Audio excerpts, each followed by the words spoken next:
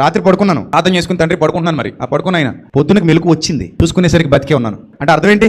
దేవుడు మన అకౌంట్లో ఏమేశాడు? కాలం అనే విలువైన ఖరీదైన అత్యంత ఖరీదైనదా అనేసాడు.